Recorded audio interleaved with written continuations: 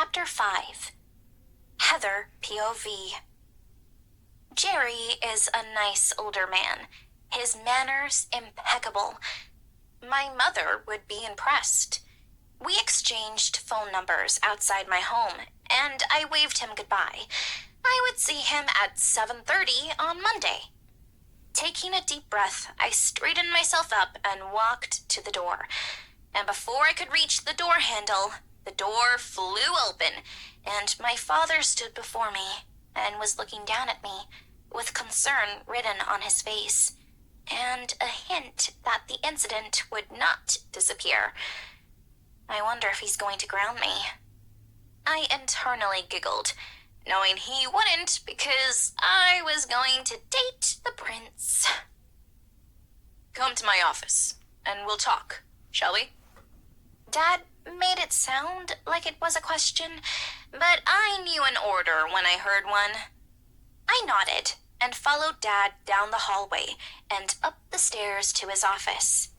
As I passed the kitchen door, I looked in and saw Mom and nearly all my family sitting at the table, looking out, waiting for me to pass by. They had worry etched on their faces. Well, except for my sisters. They had a mocking look, as if they were pleased I was in trouble at last. I was never in trouble, always the goody-goody, though I did not feel that way. But because I was still a virgin and did not go out and do the nightlife like they did, I was considered to be too good for the likes of them. Sit. Dad pointed to the I am in trouble chair, and I sat with my head hung low and waited for Dad to growl at me, as I expected him to, and as I deserved. So, why did you not join your sisters when they went to the castle? They were dressed in, Spit it out, child. Dad growled suddenly.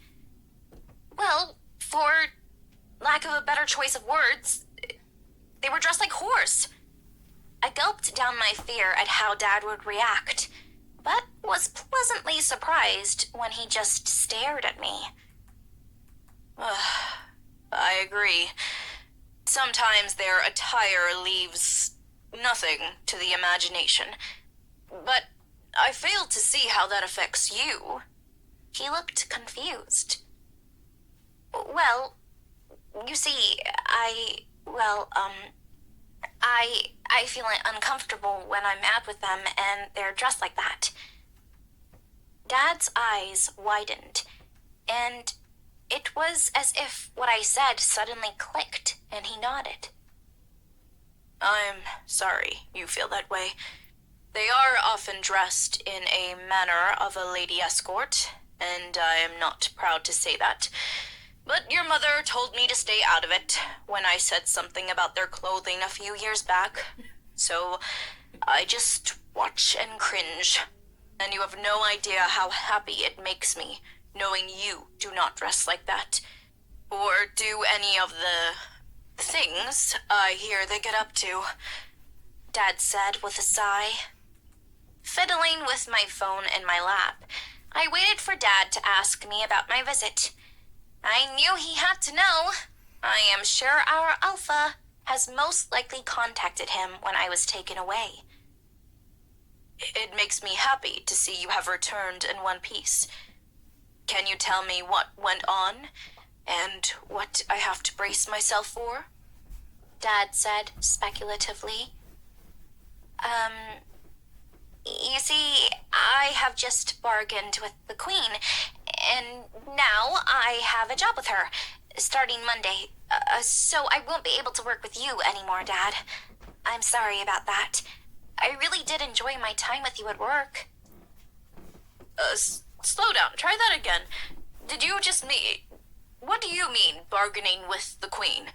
That is unheard of, Dad said, shocked. Dad, I am the mate of Prince Mason. I started to explain, but Dad jumped up from his chair. rushed over to me and pulled me out of the chair and twirled me around the room. Putting me down, he rushed to the door and stuck his head out.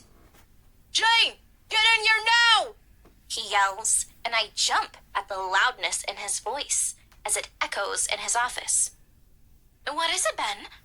Mom comes rushing in, her face pale with concern. Dad closes the door and guides her to a chair and makes her sit. Our daughter is the mate of the Prince Mason, he crows with delight. Mom lets out a squeal, turns to me, and draws me into a hug. Oh, Jane, I haven't even heard all the story yet. I thought you might want to be here when she explains what is going on. Now that your mother is here, care to explain the negotiation part with the Queen to me? Dad sits back down and leans forward, his elbows on his knees as he stares intently at me. Negotiating with the Queen? Are you mad? Mom growls. Mom, I don't want to be Mason's mate. He's a man whore. The Queen agreed with me. This is why we agreed that Mason has to prove himself to me and to date me before any mating can take place. Dad, the negotiation was for how long? I was going to make Mason date me. We agreed on 3 months and the terms of the agreement. But if he breaks the agreement, I get to add another week to the time frame. I added. Wow, I'm very proud of you, darling. I understand what you mean about the boy's reputation. Your sisters would have no problem with that, but you, my dear, are precious and deserve to be treated right.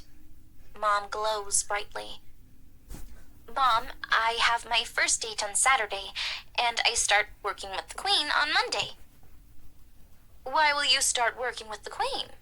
Mom asked, lost in her thoughts.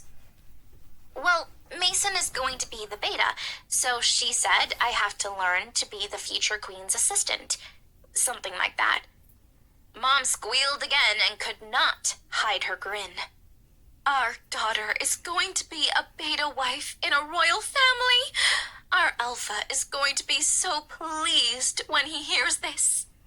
Let's get him on the phone right now, Dad says and grabs his phone and puts it on speaker. Ben, did you call me to tell me why your daughter was dragged to the castle today? The Alpha said with no preamble. Heather was not dragged to the castle. She was taken there because she is mated to Prince Mason, the future beta of the royal pack. Dad gloats, defending me by omission. Wow, congratulations. A celebration is in order. When will the mating happen? Well, Prince Mason is a well-known ladies' man. My daughter and the Queen have negotiated an agreement that he must date her first and get to know her before any mating can take place. So we expect a few months. That is a mighty fine idea. Heather is a good girl. I see no wrong in making him wait. We'll have a big celebration at the pack house on Saturday evening. No, Alpha, that's Heather's first date night. Mom chimes in. We can make it Sunday, a luncheon then. Well done. Glad to hear it was not for a bad reason that Heather was taken to the castle. Congratulations, Heather. Thank you, Alpha. I have no idea why I just thanked the Alpha. It's not like I had any choice about who my mate was.